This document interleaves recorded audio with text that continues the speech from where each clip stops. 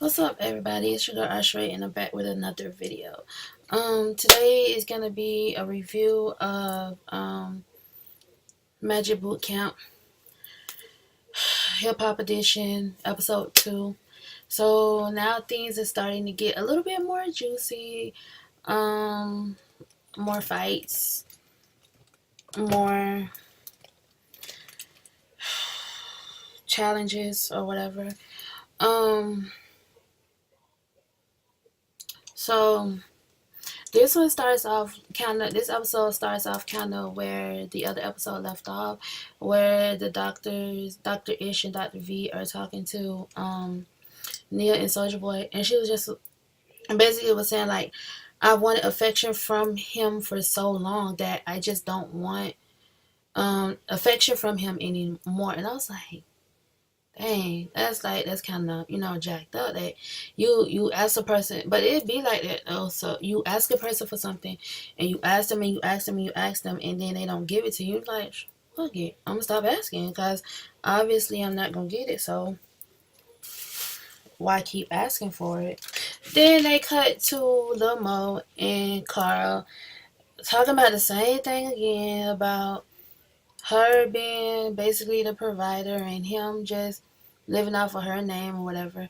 So let's skip to the first challenge, the rap battle. So basically, what they told the couples to do, Dr. V and Dr. Ish told the couples to write to write 5 things that they blame the other person for, and I was like, okay. And so basically, they called this challenge the blame game. So everybody wrote down the 5 things that they blamed their partner for, and then they were like, okay, so the 5 things that you just wrote down, you're gonna put into a rap. Um, I don't think I want to go through each rap one by one, like because I went through like last time I went through the license plates and all that one by one.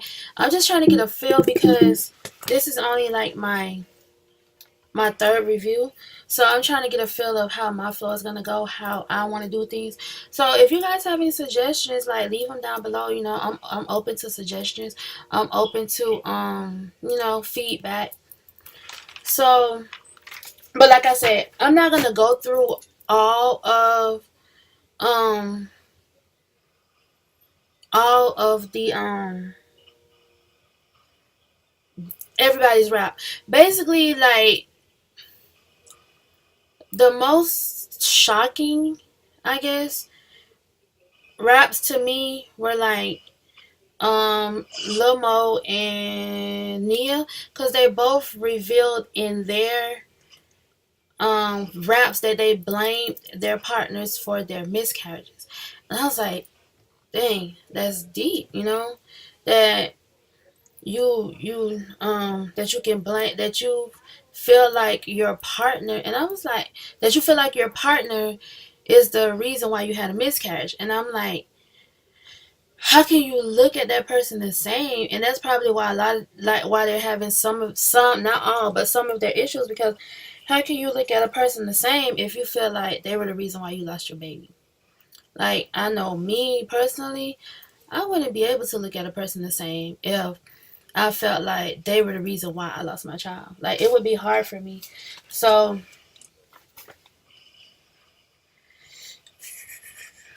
then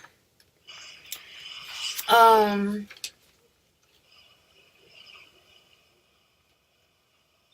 like the doctor was telling them, don't just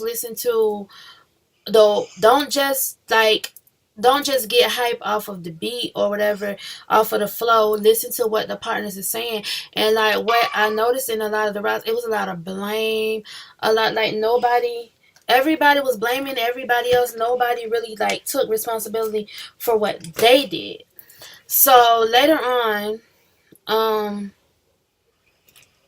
later on they called all of them to the boot camp room. Before they called them to the boot camp room, it was this scene, like that, I was like, oh my gosh, like I it was horrible. Okay, so before they got to the boot camp scene, after they did the little rap battle or whatever, Nia was outside talking to the guys. I think she was talking to Shawn and Cara about Soulja Boy, and she was saying how, he was being a little boy, he wasn't being a man, and like they kept going and going, and then Soulja Boy came out and he was like, "So you talking about me?" And she was like, "Yeah, because um you acting like a little boy, you're not acting like a man," because they were basically having a conversation and he didn't like what she said, so he walked away. And she was like, "That's not how adults handle conversations." But anyways, they started going back and forth at each other, like arguing with each other in front of everybody, in front of the whole house. And then she throws out the lowest blow you could throw at a person. So she was like, "Okay, I'm leaving. You're not gonna kill yourself, are you? You're not gonna commit suicide." And I was like, "Oh my gosh!" Like my jaw dropped. Like I couldn't believe that she would take something like that and like try to insult somebody, because that was like his lowest point of his life. Like he tried to, if he really, like he tried to, they say he did try to kill himself.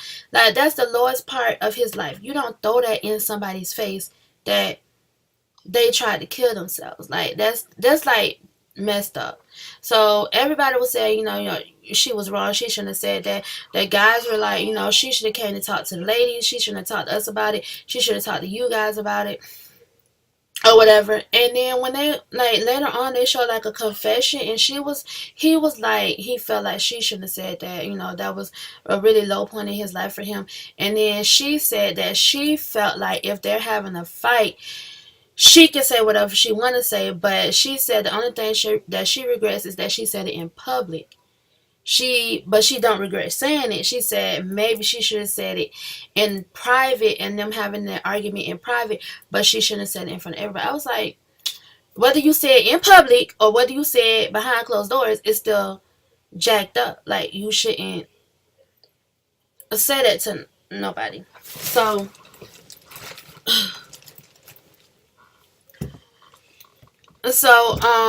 basically after that, they call all of them to they call all the couples to the boot camp room.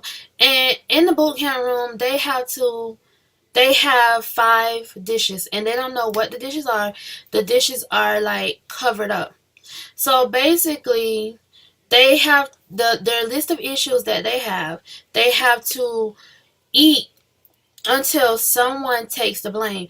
Now all of these dishes, excuse me, all of these dishes are hot, like spicy, and they have to keep eating until one person takes the blame for the issues that they laid out earlier, the same ones that they rapped about. So um So basically, like Waka and Tammy, like everybody had their 5 issues, but like most of the ones she said that he put everything on social media, and like they basically he was like, all right, I'll take that. So they just like stopped eating. That was the first one, but they had to keep going, and whoever didn't eat, and whoever like opened up the least, whoever didn't talk the most, that's the person like at the end that ended up being Drew. And he ended up having to eat like, they gave him like a plate full of peppers, full of all the hot stuff that the other couples had to eat, that everybody had to eat, but he really didn't eat any because he really didn't take the blame for nothing. And it was like, you gotta eat these, and he was like, I ain't eating it. And he just sat there for like 2 hours, and the girl had to sit there with him. Tiffany had to sit there with him. So like they, all in all, like I feel like some of them are making progress, but some of them are not. I just feel like I still don't understand why. Like I said last episode, I don't understand why Lil Fizz and Tiffany are there. Like, y'all not together. Y'all don't seem like y'all want to get back together. So, what's the point of y'all being there? Why are y'all there? Go home. Somebody else could have been there. Y'all wasting time. Tell me, in Walker, I don't know, because at the beginning, what I forgot was that at the beginning of this episode, the doctors asked, did anybody learn anything, about themselves from the day before? And Tammy was like, "Oh, I learned stuff about other people, but I ain't learned nothing about myself." And I'm like, "Girl, like you're there to grow, and you're there to make changes. You're there to save your relationship. So how you can say you didn't learn? You ain't learning nothing. Like, true, you might as well go home too. And like, if you're not gonna be open to the process, obviously you want to be open to the process because you signed up for it, right? Um, and I think that's pretty much it, because and then I think that's it. Yeah, because the whole thing with Dime and Shawn, I just feel like you knew who she was when you proposed to her. So now that you're saying she too ratchet, she too this, you trying to change her. She was like that when you married, when you not married her, because you ain't married her yet, because you taking forever to marry her. It's been 2 years since you proposed, and y'all ain't married yet. But you know, it is what it is. She is who she is. So either you're gonna marry her or you're not gonna marry her. And she was like, "Oh, I'll take the blame for being insecure." For what? Why are you taking the blame? This is who you are. But yeah, he's made you insecure because it's been 2 years and you done had this baby, and now he's talking about, he's coming up with these reasons why he's not gonna marry you, or he hasn't married you yet. I just feel like if you keep coming up with excuses, you're not gonna do it. I mean, that's just how I feel about it. So yeah, that's basically it, guys. If I missed something, leave it down in the comments below. I know I probably missed something. I think I'm gonna start doing these like the night of, or hell, I might record while I'm watching it, so I could get my reactions right then and there. Because even though I write stuff down, I still forget. I still forget stuff. So just let me know. Like, give me any pointers that you think I should change, I should add, I should take out. Like, I'm open for all opinions. I'm open for all constructive criticism. I'm open to everything. So let me guys know what you thought of the video. Let me let me know if you want more videos like this. Make sure you like, comment, and subscribe if you're not already subscribed. And make sure you hit that notification bell as well. I just want to thank you guys so much for watching. And I thank you so much for supporting me. And I'll see you guys in the next video. Love you guys.